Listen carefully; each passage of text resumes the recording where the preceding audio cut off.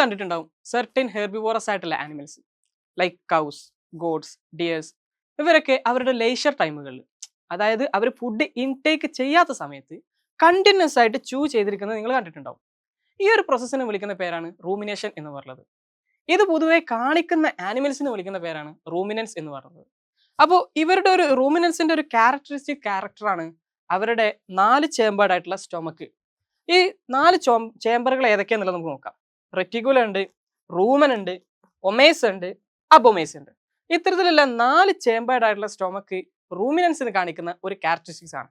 ഇതിൽ ഏറ്റവും largest chamber എന്ന് പറയുന്നത് റൂമനാണ്. അപ്പോൾ എങ്ങനെയാണ് റൂമിനേഷൻ സംഭവിക്കുന്നത് നമുക്ക് നോക്കാം. ഇപ്പോൾ അവർ ഫുഡ് ഇൻടേക്ക് ചെയ്യുകയാണെന്നുണ്ടെങ്കിൽ മൗത്തിൽ നിന്ന് ഈസോഫാഗസ് വഴി ഫസ്റ്റ് അതെത്തുക റൂമനിലേക്ക് എത്തുക.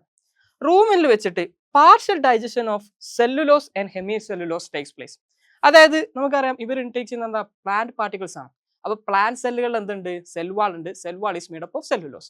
അപ്പോൾ ഈ സെല്ലുലോസിന്റെയും ഹെമി സെല്ലുലോസിന്റെ ഒക്കെ ഡൈജഷൻ സ്റ്റാർട്ട് ചെയ്യും, പാർഷ്യലി സ്റ്റാർട്ട് ചെയ്യും. എവിടെ വെച്ചിട്ട്, റൂമനിൽ വെച്ചിട്ട്.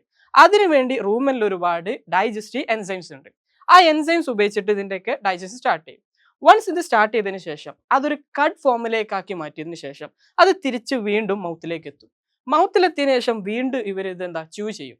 ഇതാണ് നമ്മൾ കാണുന്ന ലേശം അവർ ഫുഡ് ഇൻടേക്ക് ചെയ്യാത്ത സമയത്ത് ചൂ ചെയ്തുകൊണ്ടേയിരിക്കുന്നത്. വൺസ് ഇൻടേക്ക് ചെയ്ത ഫുഡ് പാർഷ്യൽ ഡൈജസ്റ്റ് ചെയ്ത് തിരിച്ച് വീണ്ടും മൗത്തിലെത്തി ആ ചൂ ചെയ്യുന്നതാണ് നമ്മൾ കണ്ടത്. അത് നൈറ്റ് സമയങ്ങളിലാകാം, അത് പൊതുവെ നമ്മൾ കാണുന്നത് രാത്രി സമയങ്ങളിലാണ്. ഇനി വൺസ് ഇത് ചൂ ചെയ്തതിനു ശേഷം രണ്ടാമത് ചൂ ചെയ്തതിനു ശേഷം ഇത് നേരെ പോവുക റെറ്റിക്കുലം വഴി മെയിൻ സ്റ്റൊമക് പാർട്ടുകളായിട്ടുള്ള ഒമേസത്തിലേക്കും അബൊമേസത്തിലേക്കാണ്. അവിടെ വെച്ചിട്ടൊക്കെ ഡൈജഷൻ കംപ്ലീറ്റ് ചെയ്യുകയും സ്മോൾ ഇൻറ്റസ്റ്റൈനിൽ വെച്ചിട്ട് അബ്സോർപ്ഷൻ ചെയ്യുകയാണ് ചെയ്യാറുള്ളത്.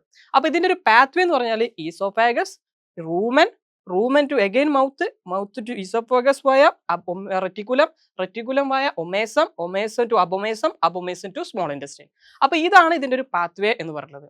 ഇത്തരത്തിൽ വൺസ് മൗത്തിൽ വെച്ചു, അതൊരു ചൂ ചെയ്തു, ഒരു കട്ട് ഫോം റൂമിലെത്തി, കട്ട് ഫോമിലേക്കൊക്കെ തിരിച്ച് വീണ്ടും മൗത്തിലെത്തി, 2 സ്റ്റേജസ് ആയിട്ട് ചൂ ചെയ്ത് ഡൈജഷൻ ഒക്കെ ഇങ്ങനെ നടക്കുന്നത് കൊണ്ട് തന്നെ ഇത് digestion is more effective in റൂമിനൻസ്.